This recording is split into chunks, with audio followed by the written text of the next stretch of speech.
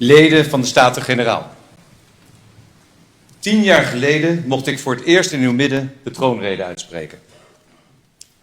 10 jaar waarop ik dankbaar terugkijk.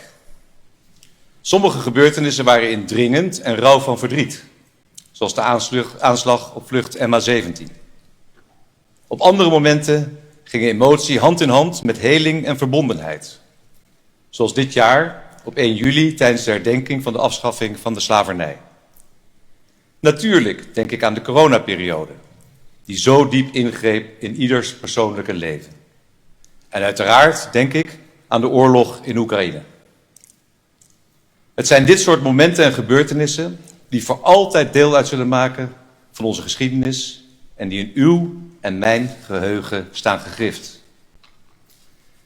Daarnaast waren er honderden hartverwarmende bezoeken die ik in deze eerste 10 jaar in het hele Koninkrijk mocht afleggen. Met duizenden inspirerende ontmoetingen. Die hebben een onvergetelijke indruk op mij gemaakt. Nederland blijkt keer op keer een land van ondernemende en initiatiefrijke mensen die voor en met elkaar het goede willen doen. In verbondenheid met hun buren, dorp, stad, vereniging of regio.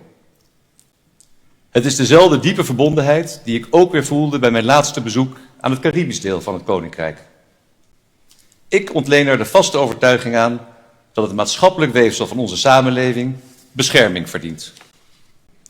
Maar achter dat positieve beeld gaat de permanente opdracht schuil om te blijven werken aan kansengelijkheid, bestaanszekerheid en perspectief.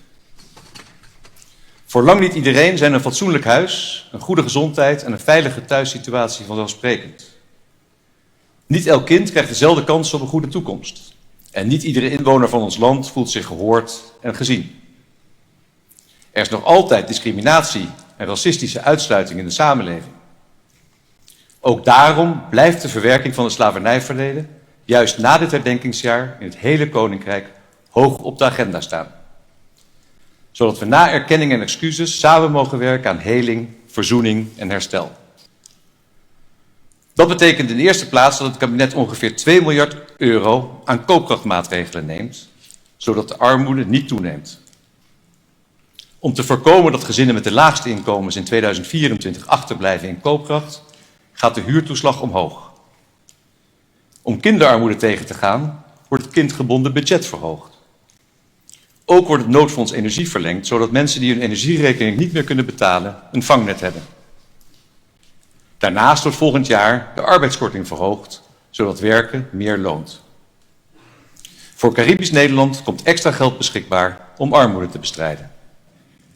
Met de autonome landen Aruba, Curaçao en Sint Maarten bouwt het kabinet samen aan een toekomstbestendige economie en kwalitatief hoogwaardig bestuur. Leden van de Staten-Generaal. De komende maanden kiest Nederland opnieuw richting voor de toekomst. Er ligt een grote opdracht voor iedereen die politieke of bestuurlijke verantwoordelijkheid draagt om mensen houvast en hoop te bieden in een tijd van grote veranderingen. Zo kunnen we blijven bouwen aan het maatschappelijk weefsel van ons land. De regering zal, in samenwerking met u, al het mogelijke doen om te werken aan de oplossing van problemen waar ons land voor staat. U mag zich in uw belangrijke werk gesteund weten door het besef dat velen u wijsheid toewensen en met mij om kracht en Gods zegen voor u bidden.